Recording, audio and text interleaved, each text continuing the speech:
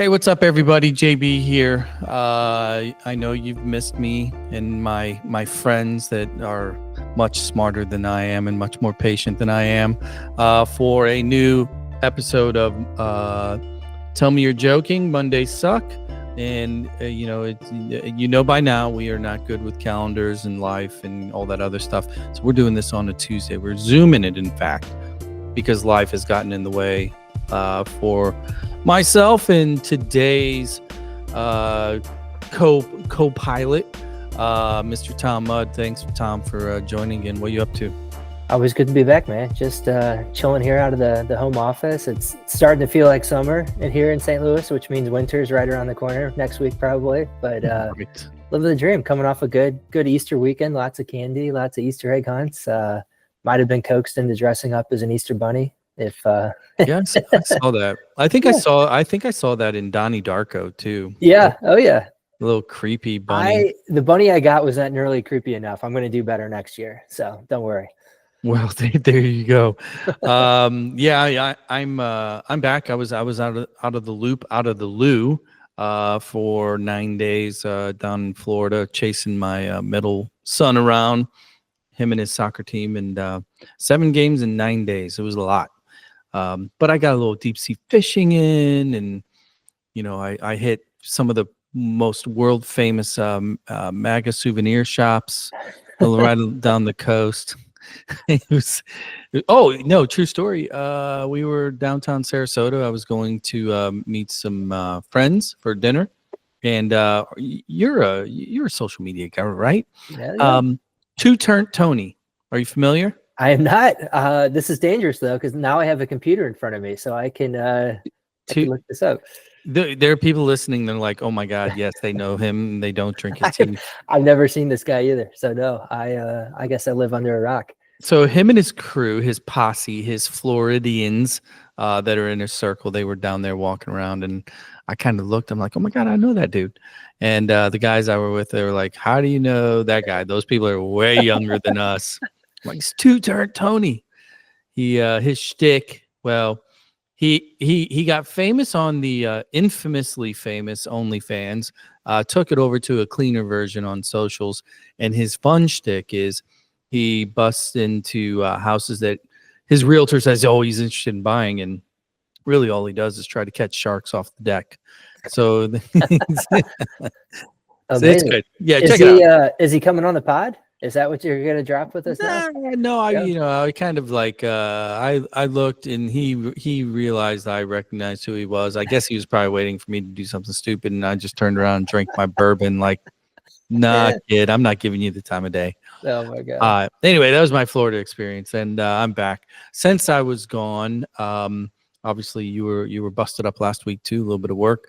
What was funny was I had a couple people message, and they were like, "Hey, missing our Tell Me You're Joking, where's our updates?" And I had to say, "Sorry, we're on vacation," which was kind of funny because it's like I thought that like 3 people listened to this. Apparently there's 4.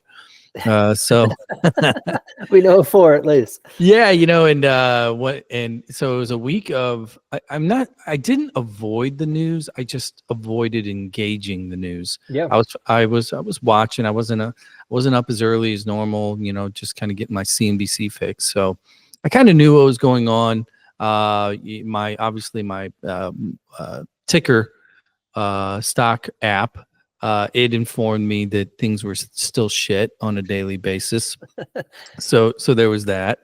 But I wanted to jump into this because a lot of news stories going around, and we've talked in the past about 80-20 issues, 90-10 issues, right? And how the Republican Party in particular is extremely efficient at taking super simplistic, obvious shit and turning it into a platitude in which people get behind, whether it's something to legitimately fear, to legitimately want to get behind, or God forbid, assume that it's something that can actually happen. It's a lot of stuff like that.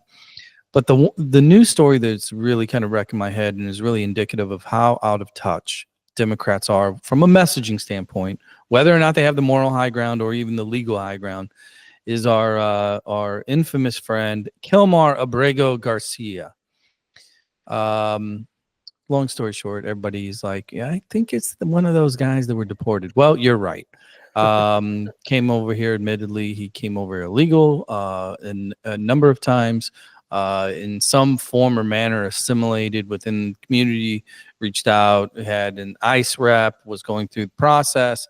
There were accusations of criminal wrongdoing, assault, battery, things like that, that were never charged. They were dropped. And I don't know a lot of the details, but long story short, he was one of the individuals that was picked up in an unmarked van in some undisclosed location, thrown onto a plane with hundreds, if not thousands of others, taken to some El Salvadorian gulag, had his head shaved, put in a line, and didn't receive due process.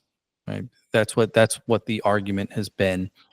And here's where I'm going with this. Democratic Party, to date, there are 4 representatives, I believe a senator and maybe 3 reps, that have made the trek down in an attempt to engage, help, pull out our, Mr. Kilmar, Mr. Garcia. And it just hits me from a lot of different directions, right?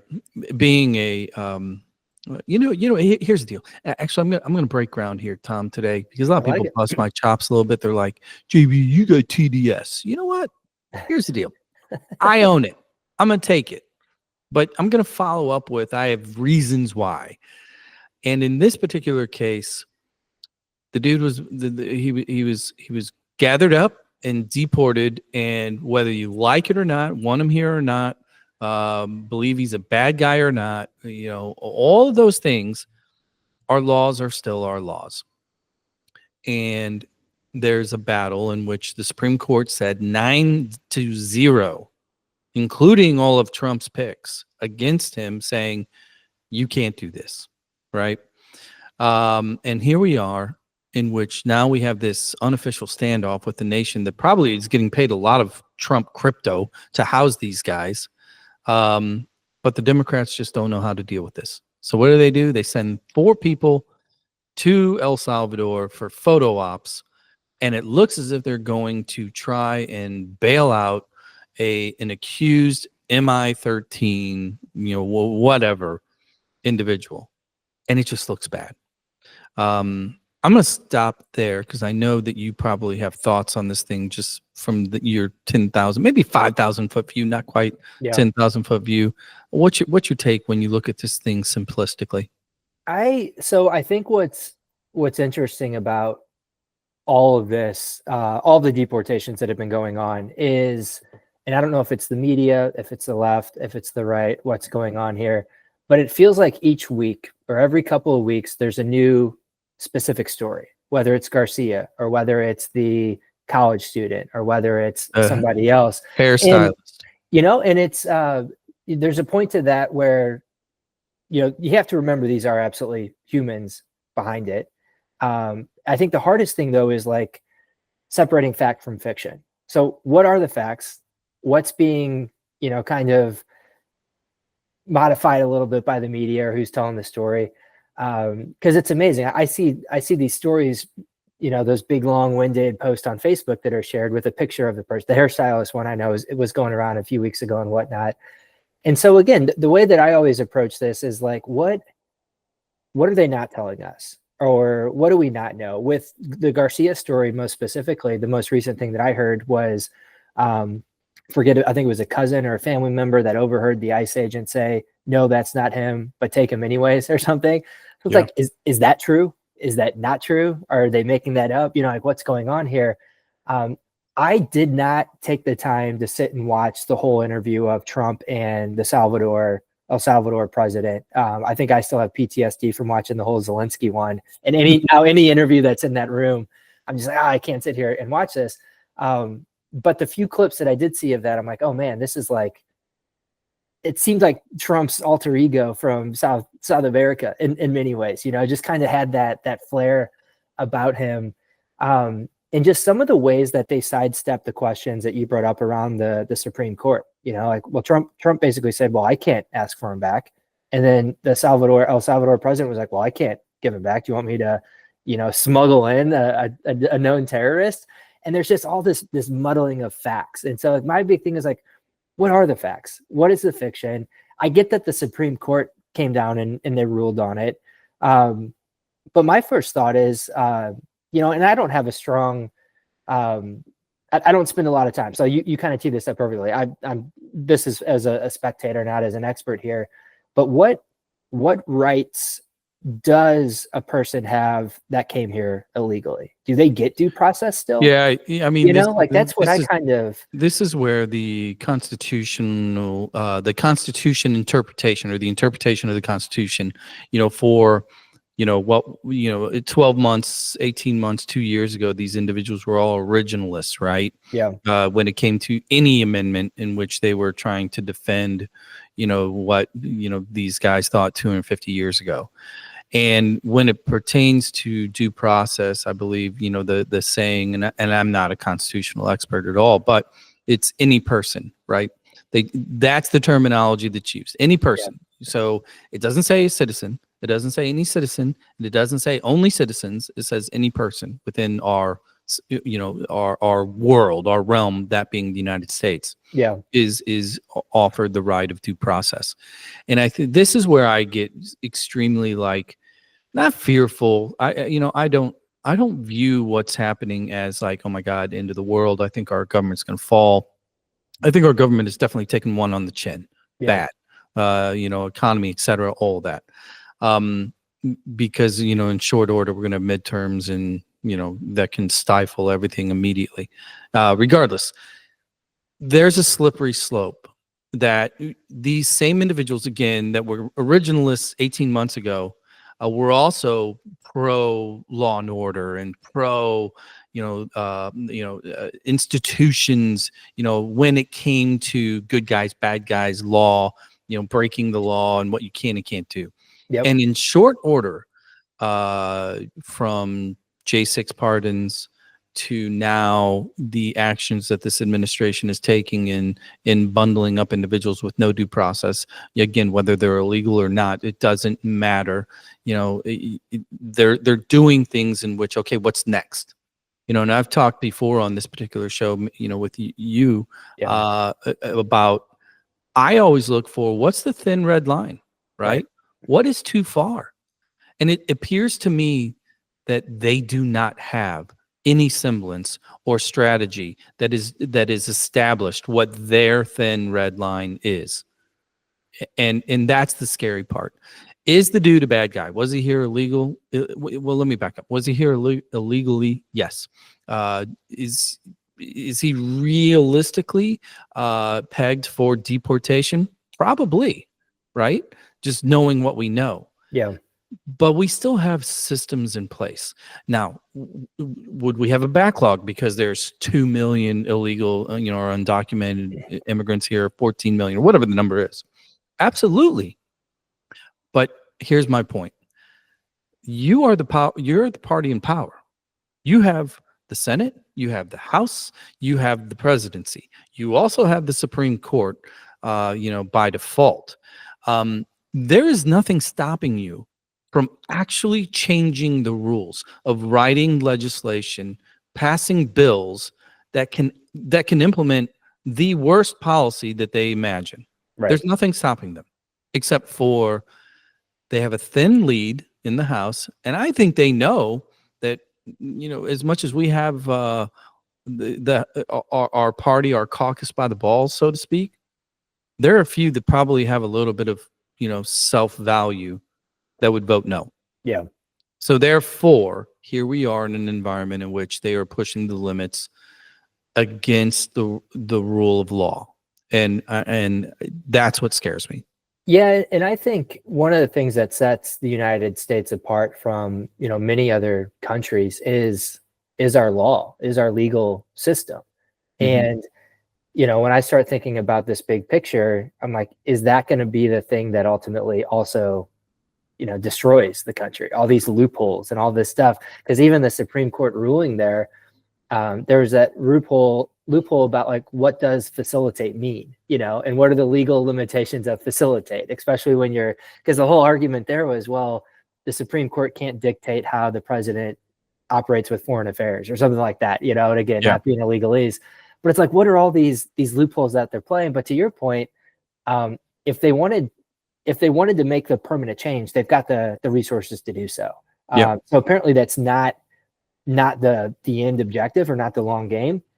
So what is it fear? Is it if they keep having these types of stories in the headlines that illegal immigration is going to slow because people are terrified? But on the flip side of that, how far does it go? Like, when do they accidentally deport a United States citizen, a born citizen, and then is it an oops there? And Yeah. and I don't know if you know the answer to this. I'm sure I could look it up real quickly, but all the folks that are being deported to this prison in El Salvador, are they all from El Salvador? Or are we just putting everyone is going? No, I mean, that's another part of the issue. The problem that these individuals have not been put through a system so that you can, even make a valiant attempt to determine what is your nation of origin, where did you come from? And that's the big thing. It's like, it's one thing to send someone back to their nation of origin. It's a completely different thing to just say, oh, we're just going to send you to this prison regardless of your nation of origin. Like, that's wild to me. Yeah. Well, we can beat this into the ground. At the end of the day, full circle, Democrats jumping on a plane, going to El Salvador and sitting there trying to get this guy out without really selling the bigger picture story better. Yeah. It's just making it super easy for the press to be like, you look at these dopes. Well, it just goes back to perception. It's like, it's facts don't even matter. It's just it's what people perceive when it's being shared on their Facebook feed. What do you got? What's topic that's itching your crawl a little bit? So the one I had first on my list here was the whole Harvard fiasco that's going on with Trump. And we could talk about the most recent, I think, thing is now Harvard is suing Trump. But my bigger question and conversation is, should these private universities receive federal funding? Should our taxpayer dollars go to these private universities that have such a high bar to take folks in? And I completely understand, I think, the arguments from a medical research standpoint and that sort of thing. Oh, did I freeze up there for a second? Oh, you're good. But I've seen that as a kind of a hot conversation topic in a lot of these Facebook circles I'm in. It's a good conversation. Should they receive it? And if they should, what is there types of federal funding they should receive and types of funding they shouldn't receive? Well, you know me, my guy, the guy that I look forward to listening to multiple podcasts, Mr. Scott Galloway, Prof G. He has been vocal on this subject matter for a long time, specifically with the big universities, private institutions that have the mega endowments. As of today, Harvard's is somewhere in the $52 to $54 billion range. And Harvard over the years has not increased its student headcount. It's not giving back to give more people opportunity to go there. So and they have more than enough funds to make that happen. And even control tuition costs and all these other things. Then you have the aspect or the silo within this issue of tax exempt status. So not only is it a private institution, but because it's a university, it has favorable tax treatment when it comes to all of its assets. So it's grown this endowment under the umbrella of this, favorable tax treatment. So there's that issue too. And then you get into the government funding, in which the government gives these grants, and it goes towards, hypothetically or theoretically, it goes towards cancer research or whatever it is. All tremendously good ideas, right, as a nation. But then you have there's all these muddy puddles between the research and market, and tracking the investment and where does it go and who really benefits, right? Yeah. So I think the problem with this whole thing is you have all of these independent issues that really are standalone. And again, this is where the Republicans are really good at messaging, because they understand that their base, they can't fucking dissect the difference between the things I just laid out. Yeah. They look at it as, oh, Harvard, it's, snobbery and they're billionaires and why do they need our money? Well, let's take some nuance here. My biggest issue with the whole Harvard story, it isn't really the battle over the money. It's the administration telling them that in order to receive, they have to change what they teach, how they teach it, who teaches it, all of these things. Now you're getting into the world of true Big Brother. Yeah. And I'm 1,000% opposed to that. Yeah. Can't Now, do you agree, though, that there should be some level of oversight if they're receiving federal funds? But that level of oversight, it seems like recently has gone way beyond whatever oversight has been there in the past. Yeah, I think the oversight should fall in line in regards to where is the funding going. The oversight in this particular example, the vast majority of those dollars went towards medical research. Yep. Okay, so fine. Here's your oversight. If Harvard comes up with a magic drug that can help, slow down ALZ or cure a particular disease, well, then you, federal government, you funded this thing. You should have a say over the manufacturing and distribution of said drug because you paid for it. Yeah. Right. So therefore, it goes into the system.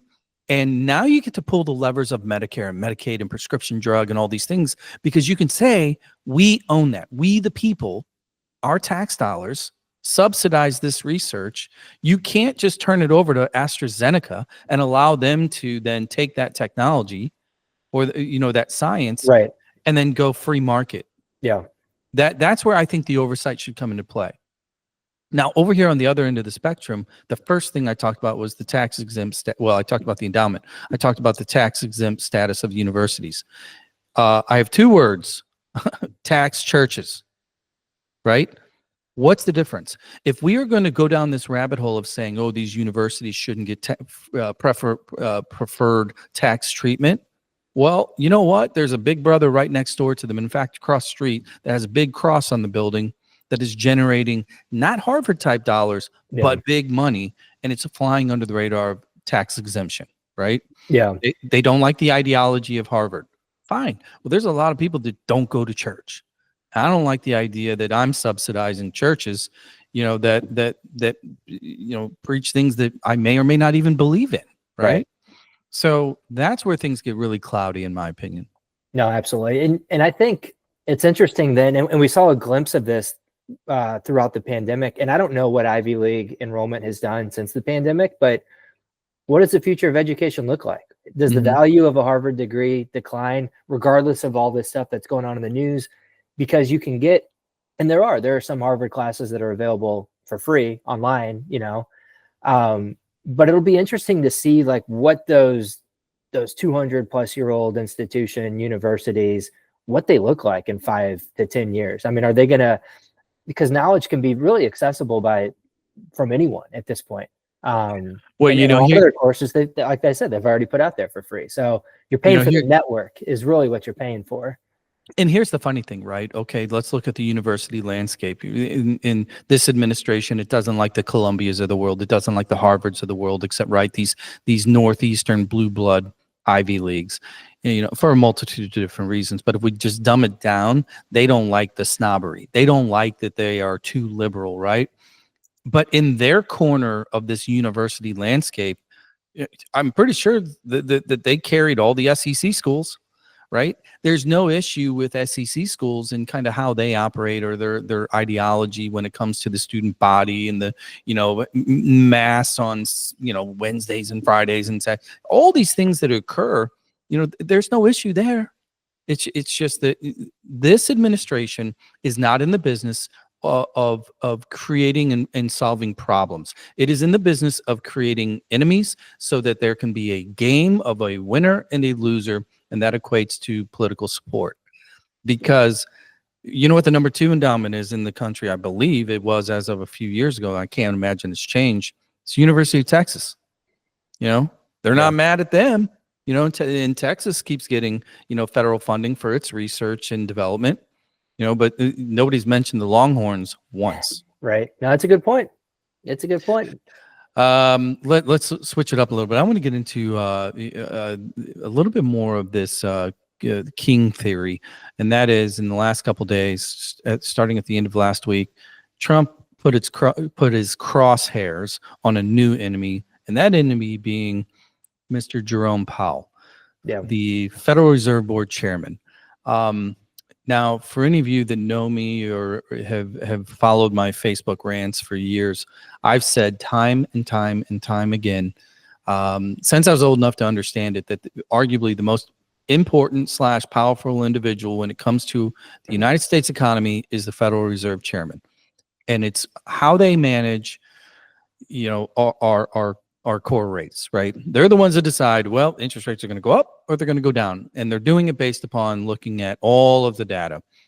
Employment, they're looking at inflation because they have a mandate. They want employment to be, or unemployment to be under 4%, and they want inflation, to be somewhere around 2 in a perfect scenario. And the way that they do that is they look at the data and they either move interest rates up if the economy is too hot, right? If inflation is going up, you increase interest rates so that you can slow down spending and hence control costs.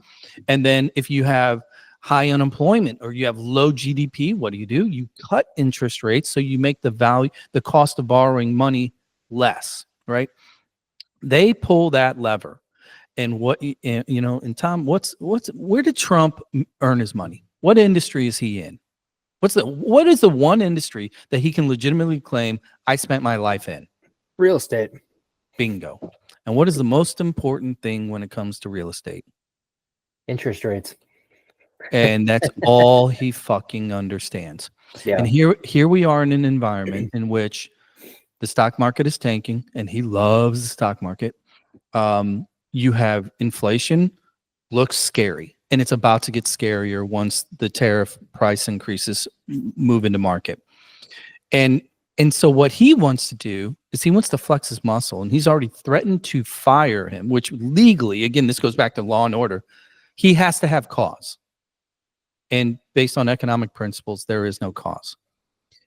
He wants the Fed to cut rates. And every economist, left, right, center, European, I don't care. They're all saying the same thing. That is a disaster in the making. So when you hear and when you watch and you see Trump trying to pick a fight with an individual like a Jerome Powell, what goes through your mind? So the first thing I think about is there precedent for this? Has anything like this ever happened before? As a U.S. president, because I think what was so interesting about Trump's first term, his first 4 years in office, were the amount of people that he fired under his term that you just had never even heard of before. Right. With the president, the head of the FBI, the CIA, all these different, you're like, whoa, I didn't even know the president, could do that. In theory, yeah, I guess they can, but you actually see it happen. The Federal Reserve it's to me kind of terrifying because the fact that Trump is trying to get his hands in there, because, to me, it's like, from a market standpoint, Trump can do a lot of damage being the president, but the market also has a way of correcting itself because it sits independent from some of the other things that are going on. As soon as it loses that independence, it's like, who knows what the hell is going to happen? Right. And I think it's terrifying that you've got, like you said, all these economists and all these people that have been doing this for a living at the macro level, not hyper specific to one industry like the real estate industry. They're warning him against this. I've got a couple of his books behind me, but Ray Dalio has some phenomenal videos out there. The Economic Machine, it's a 30-minute video, free on YouTube, or 36 minutes.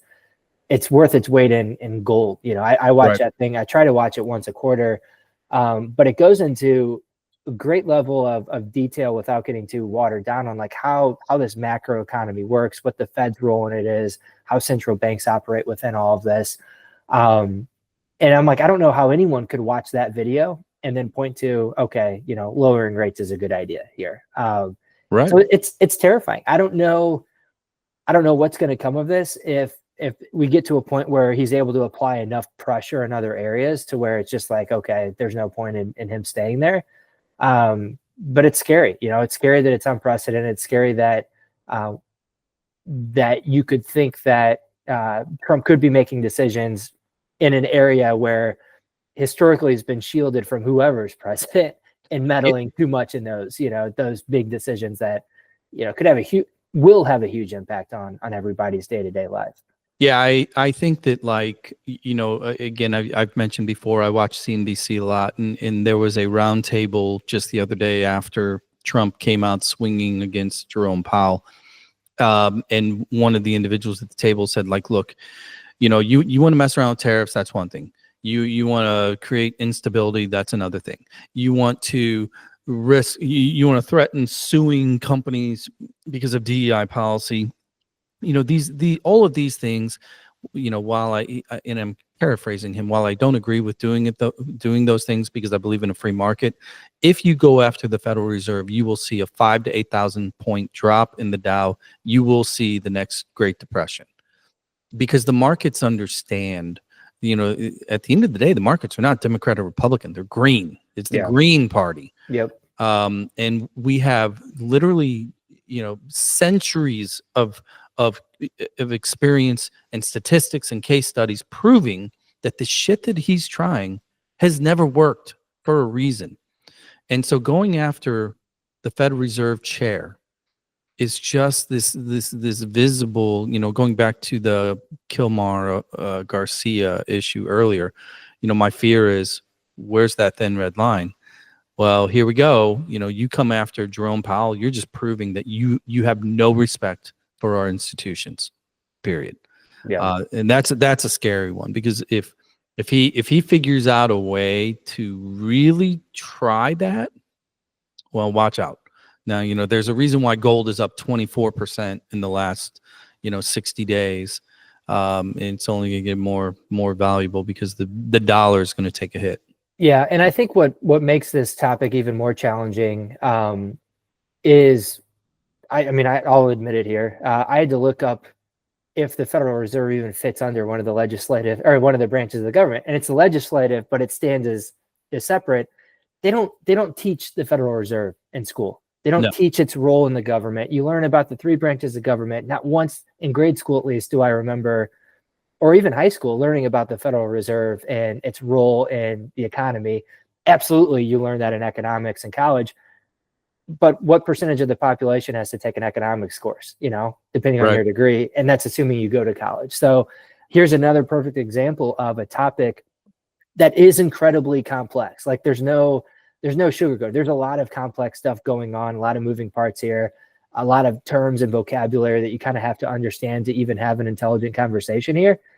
And I think that's what makes this even scarier, is knowing how Trump can take a topic like the first two that we talked about, find that one kind of anchor point, dumb it down to where his base can kind of rally around that. And you can see the writing on the wall. Like, of course, people want rates lower. They want to be able to, he'll tie it to mortgage rates. He'll tie it to, hey, do you remember the good days when you could get a mortgage rate for 2.25%? Or, here's the funny thing about that too. When you zoom out, and you really got to go back to 2008, 2009, whenever the market crashed and we had the housing bubble and everything just spiraled down. The greatest tool that was implemented to kind of recover everything was the Federal Reserve moving rates quickly, to the downside. Now, there's a theory, and you can look at it, in which they arguably did it too long. They went too low for too long. Yeah. And people listening are like, well, no, that's, I want my 30-year at 3%, et cetera. Well, here's the problem. When you have money that's that cheap, specifically in the housing market, if you do not have an increase in macro housing supply, you are going to have skyrocketing values on houses, which are great for homeowners. Everybody had equity, and they're taking out seconds, and they're taking more vacations. That was this artificial / real, result of, the housing market and the equity that was being created due to these low interest rates. Yeah. But guess who's locked out? Guess who cannot be part of the game? Recent grads, new young families, because you have this skyrocketing value, within these communities, and they're communities that they want to live in. Maybe their mom and dad live a couple blocks down the road, or they want to, in a Webster or a Fenton, or you name it. I don't care. When you have an environment like that, the housing market moves at a pace that new employees, new entrants can't keep up with. Yeah. I saw two things on this point. You probably saw this meme, but it's the remember the good old days when we used to throw eggs at houses? Now we can't afford eggs or houses. Yeah, I mean that's another thing. I get a lot of people that like try and troll me, and they're like, you're not talking about egg prices. And I'm tired. I'm done talking about. They're still $6 a dozen. I don't care where you go. It's like all of these things that were sold, as far as what he was going to do day one, right? We're going to bring down the cost of living. We're going to end these wars. We're going to do all this shit. It was all, look, I'm not saying that they were lies, but I'm saying they're lies. And what's frustrating is that people that support all of these decisions will say, well, it's part of a master plan that he's not revealing to everybody else. And if it fails, he's going to be able to point to the Supreme Court judges or to those 4 House Republicans that stood their ground, or to whoever, and just say, well, it would have worked, but these losers, is his newest favorite, didn't like to do it. And I look at this in regards to Jerome Powell. Is what's ironic about all of this is the fact that the reason why Powell can't and shouldn't reduce rates right now is because of the tariffs. Had those tariffs not been put in place, rates would have continued to come down, as was according to plan. Like, this is not, there's a reason why the economy is called a machine. You can't turn this thing around on a dime. And I think, was it the 08 crash, that was arguably handled probably as well as you could from an economy standpoint. I mean, there were a lot of people that thought that was going to be another great recession. Was there a recession? Yeah. Was it nearly as painful as people thought it was going to be? No. That thing turned around a lot quicker. We reached new highs a lot quicker than we thought we would have. And so what's frustrating about all of this is we have history. We have precedent on what works, historically. Now, why do you think that this time it's different when we have 150 years of history? I'm glad you brought that up, because here's the deal. The thing that irritates Trump more than anything in this world is Barack Obama. Yeah. And what Barack Obama and his administration did with the Republican Congress, they fucking fixed the 08 mess quickly. I disagree with some of the things that they did. I don't like how they let all the bankers off the hook. Yep. I don't like any of that, because that also set a new precedent. But now you fast forward and you look at, how Obama handled that. Then you look at the things under the Biden administration, from Infrastructure Act to CHIPS Act, all these things. Look, the CHIPS Act, that was the original, let's bring jobs back, right? Yeah. And they funded it and they passed it. But Trump has such a fucking ego. He cannot allow anything that was a good move by the blue team at any point live. Yeah. And here's one other thing too. And if you're listening, if you happen to still be listening, Google Roy Cohn, Cohn. Go ahead. Take 20 minutes, read anything about that guy. That is Trump's messiah. He taught him how to operate within the world of business. And Roy Cohn's number one principle, don't ever admit defeat. And so here we have a president that is doing these things. And to your point, when it does go sideways, it's always somebody else's fault, right? And this 4D chess, if I hear one more person say, JB's playing 4D chess, I'm just going to puke on their shoes. I don't care what kind of shoes they are. I'm going to puke on them. Have you seen The Apprentice yet, the movie? No. It's been on my list ever since it made the awards or whatever. But of course, I had to bring that up, and now I'm forgetting what I was actually going to say. Roy Cohn, Apprentice. What was I going to say? Shoot, it's going to come back to me. Clearly, I was talking too long. I got you sidetracked. No, but I remember what it was. So you touched on an important point here, and what it made me think of is, in the past, even if a president was in office that I didn't vote for, you still cheered for that person. You wanted them to succeed. You wanted their policies to succeed. And what's so hard is, I want Trump to succeed. I want those policies to succeed. I want this to work, because if it doesn't, we're all screwed. Now, do I agree with the way that he's going about it? No. But I think what's happened is the rhetoric, the way he's doing this, all this is now you have half a country that doesn't want him to succeed and is willing, because of that, in a way, willing to go down with the ship as long as Trump fails. I'd be okay, whatever. Yeah, and that's dangerous, and Trump's bringing that upon himself, and that's what's scary.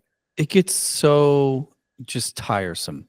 You point out any grift, you point out any improper financial activity by this administration, and we're not talking about like $100,000 here or there, or even like $1 million here or there. We're talking billions of dollars of insider trading, of crypto schemes, of to the nth degree in which these individuals, the Trumps directly, are dealing with third world nations and adversarial governments who are funding and buying this shit from him. And it's all public. You can see it. You go into the crypto world, they're going to show you exactly where this money's coming from.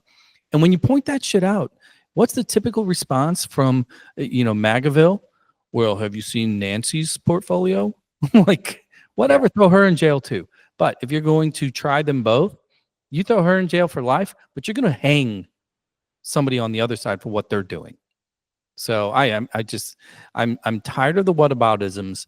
Yeah. Everybody, none of these guys that are defending him understand here and now.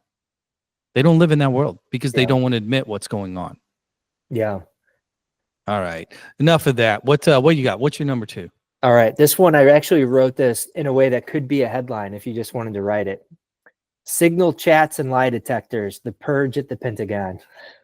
Oh my God. Like that's like, what, at what point did somebody within his inner circle say, let's not have an actual cabinet. Let's have a cosplay cabinet. Yep. This is just getting ridiculous. War plans, and inevitably somebody might be listening. This is they weren't war plans. You don't know what, the coordinates were. Like, stop, quit lying to yourself. Who, like, you brought it up. For me, my gut tells me they are all just simply incompetent. Yeah. I think that's the beginning of the story, the middle of the story, and the end of the story. And our foreign relationships and our ability to protect our nation in the long run is diminishing. I never served in the military. And so war plan is not part of my normal vocabulary. In fact, I'd never even heard that phrase until Pete Hegseth was appointed to this role. And I feel like I hear it now, every 30 words or something. I feel like it's coming out of his mouth or someone's mouth on TV and all this thing. I think you're right. I think it's incompetence at the highest level. The article I was reading today talked about another signal chat that Pete's wife was on, along with his brother or brother-in-law, who happens to be works at the Pentagon and that sort of thing. But I'm just like, this maybe not blows it out of the water, but it's just like the Hillary stuff with the computer, not just like it, but it's like both parties, you get to a level of incompetency where it's like, what the hell is going on here? And then what's this? What are they trying to figure out? What's this rat they're trying to uncover? Are they trying to figure out who put that reporter into the group chat? Are there other leaks that are happening? I mean, they're literally hooking up Pentagon employees to lie detector tests. And I think what's interesting here is they're using the guise of the signal chat to do it. But really, the questions that they're asking seem to be more around, are you loyal to the president or not? So again, the Pentagon, which has historically stood pretty independent of regardless of who's in office, is now being, questioned under, do you support this president and his mission and that sort of thing?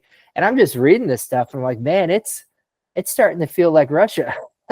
In a scary way. I mean, that's exactly it, because it's not even like your direct adversaries that I worry about when it comes to this stuff, even though they have very bad bombs and very long range missiles, right?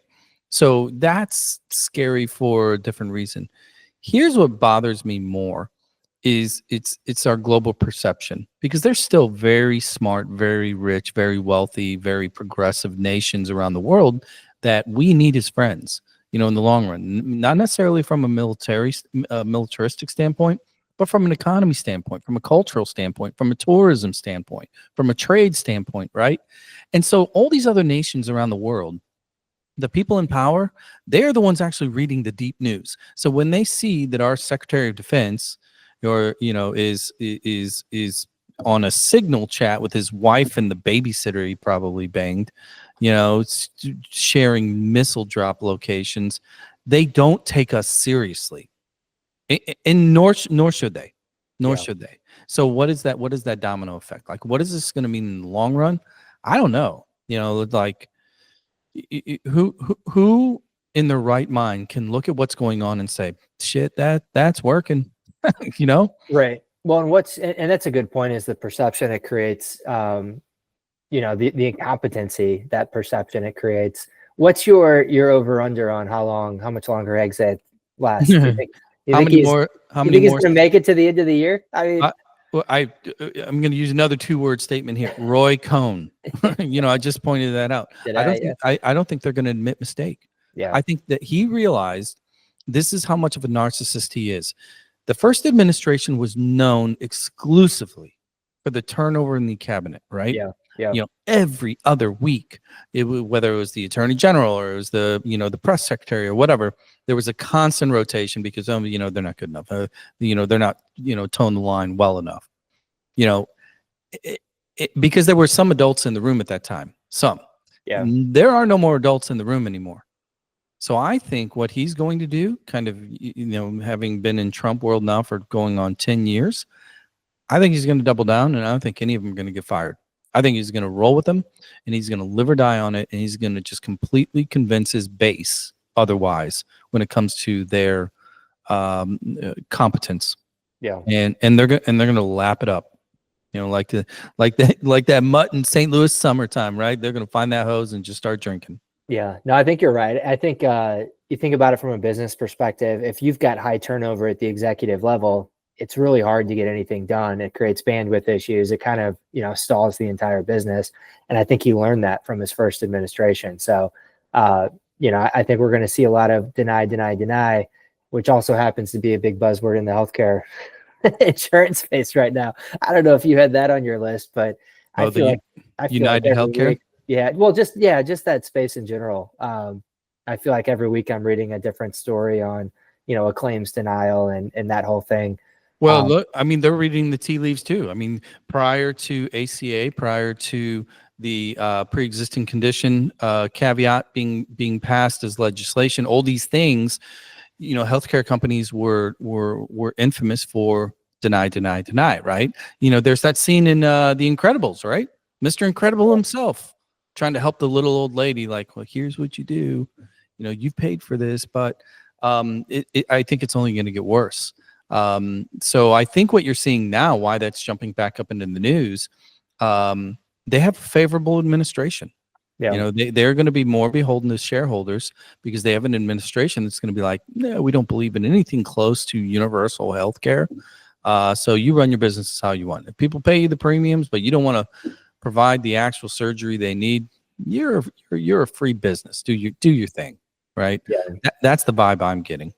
No, for sure. I don't know if you saw my post on Facebook about the 5 families of healthcare that kind of spelled out all the players in there.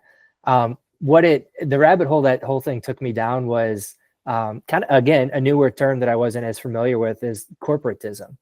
And going back and looking at what was happening in Japan, actually, pre-World War II and post-World War II, where you had these companies that were becoming more powerful in many ways than the government. In some cases, they were enabled by the government, or the government was funneling money off of that.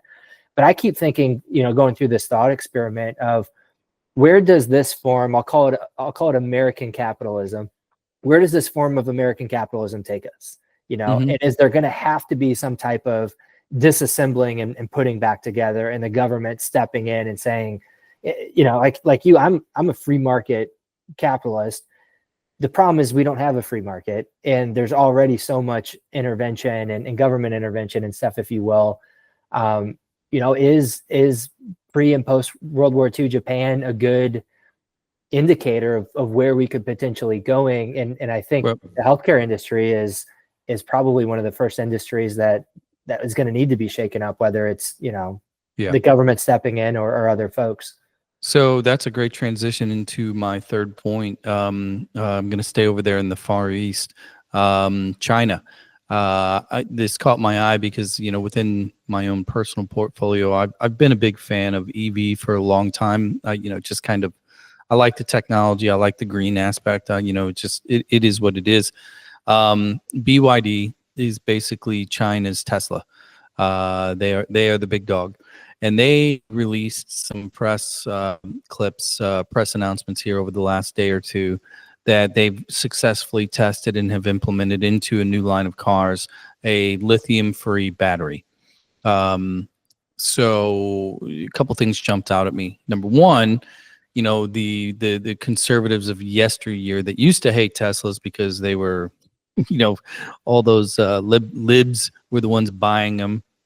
And then they would, their scientific joust would be, well, how much, CO2 we burn and just digging up lithium and all this stuff. It's not good for the atmosphere either. Well, guess what? While we're over here debating whether or not EV technology is important, period, the Chinese over there underneath the CCP through their public-private companies, they just keep on working on technology. They are next gen. Yeah. So what they've done is this new battery is I believe sodium, like the core mineral is sodium that helps recharge and hold the power. And it recharges cooler, works better in cold weather, and is a much more abundant and eco-friendly material, that being sodium. And they're ahead of us yet again. And I take that back. Not yet again, because we have been the innovator for the last 100 years in particular. Yeah. But our infighting, our lack of Harvard funding, our want to return, the rights to the states and all this other stuff, while we're sitting here trying to figure out who we are as a nation, China's over there creating next-gen technology, and they are filling the gap, the backfill of all these foreign countries that do want EV technology, that understand lithium is a bad thing to try and mine and try to maintain. Who are they going to call now? Because this was global news. Yeah. So what it makes me think of is, we've talked about GDP in the last couple of pods, and don't quote me on this, but I think one of the largest GDP sectors of exports for for our country is services. It's on kind of that service stage of it. And I think what's really, as I think about this now, as what industries are being most disrupted by technology? Service, these types of white collar service jobs are probably way more disruptive than manufacturing, these types of jobs we're trying to bring back here.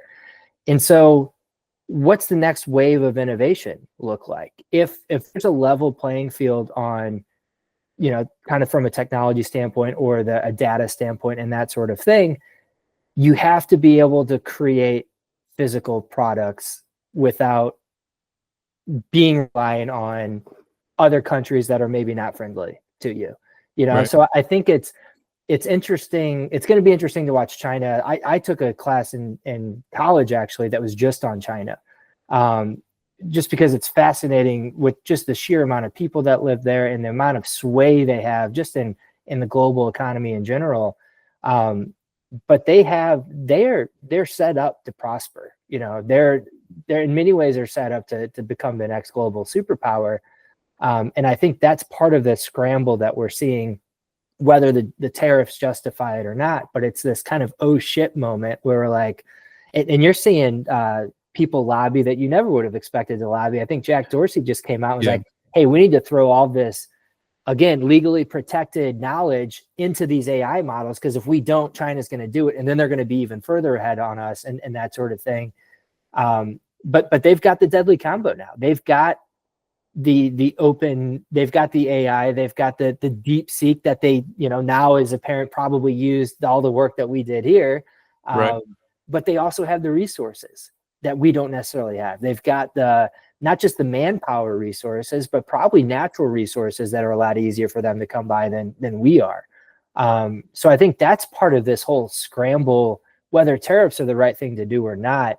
I think that's the oh shit scramble moment that we're seeing here is, we need to be able to make our own physical products or energy or whatever it might be, because the way that stuff is increasing here in these other parts of the world is it's going to happen a lot quicker, than it might have used to.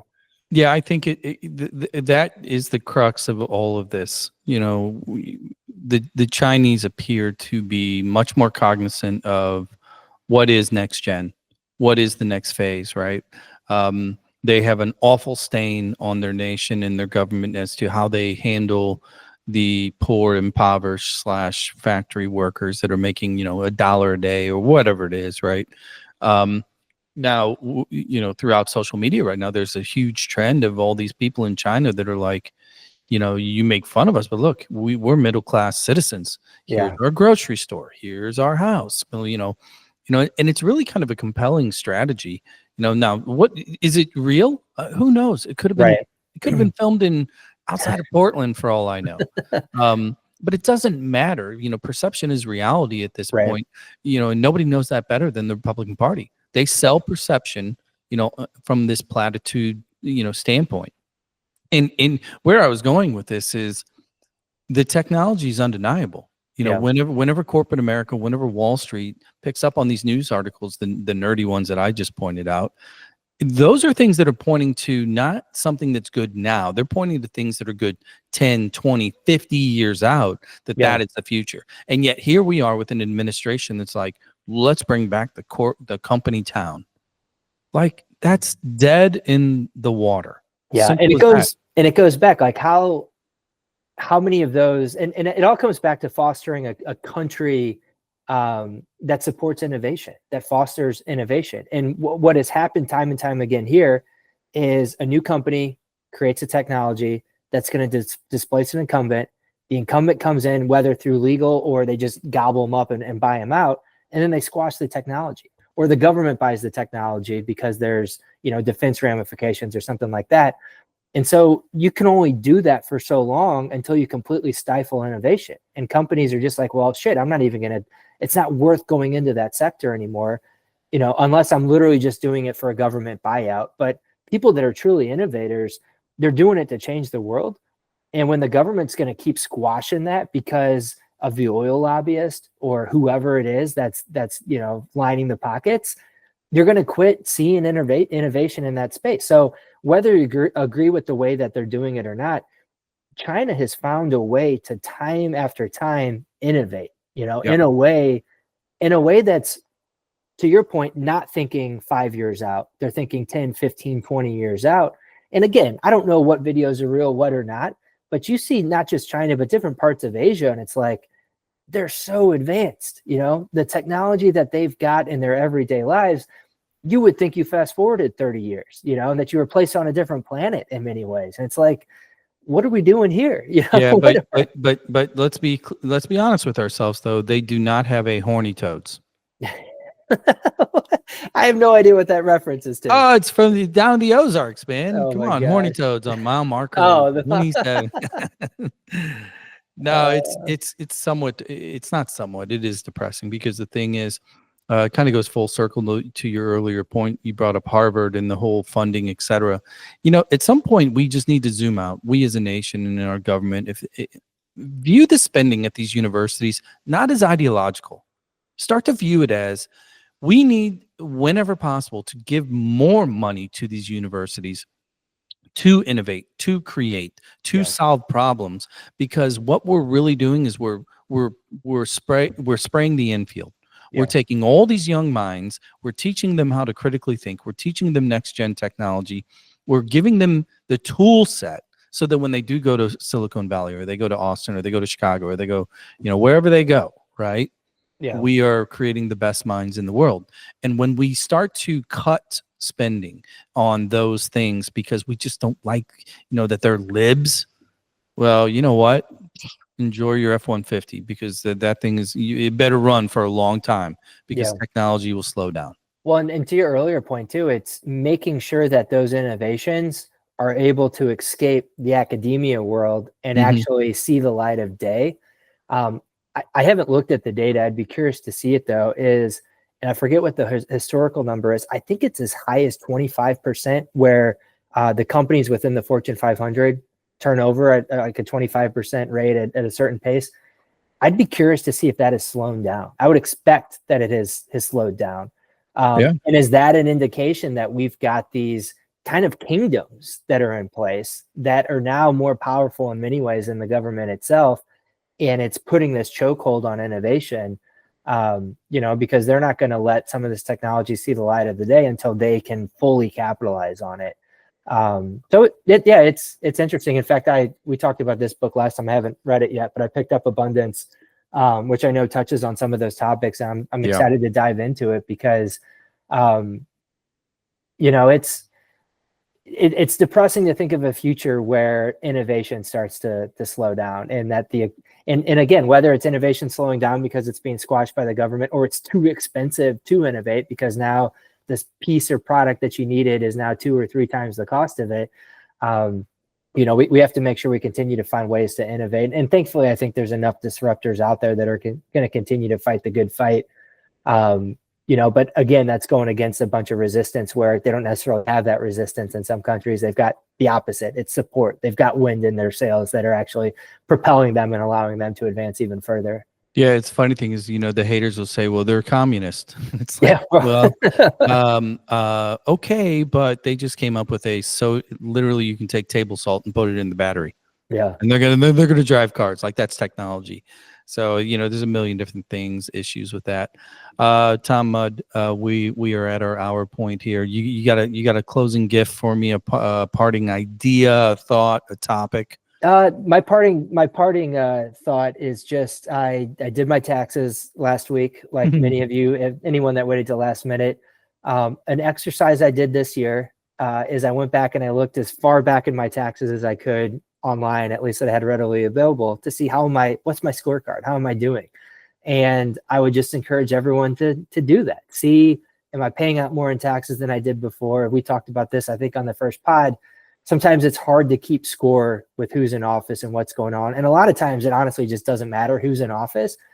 Keep score more on, is the government helping me or is the government hurting me? And that's the bigger thing, because a lot of times these policies that are put in place, there's a lag effect. So even if you try to look at the president in that year and what you paid out on taxes, it doesn't always pan out that way. But it was a good reminder of, how much I'm paying into the system and what little I'm getting out of it in many areas. And, a nice kick in the ass to get out there and, continue having these types of conversations. Oh, hold on though. You are personally subsidizing Signal chat groups. So you should take pride in that. I'm getting it. Yeah, there you go. You should ask to be added to the group chat. Yeah. Meanwhile, I've got potholes outside of my house that are impossible to fill. So I'm more worried about those local issues. I got you. Hey, Tom Mudd, thanks for joining me. Appreciate your time. Next time we'll do it in person. Oh, it looks like you got a St. Louis Stars hoodie on there too. Is that new? I do. Yeah, repping my hoodie came in finally, so I had to rep it. I haven't cut the sleeves off yet. It's there you go. Still getting chilly at night, but yeah, rocking the Stars here. All right, everybody. Thank you for listening. We're going to dip out of here. You'll get another episode later this week. I'm sure some more ivory towers will have been burned down by Friday. Tom Mudd, JB Anderson here. Tell me you're joking. Monday suck. Recorded on a Tuesday. Like, review, follow, share, and we will catch you next time.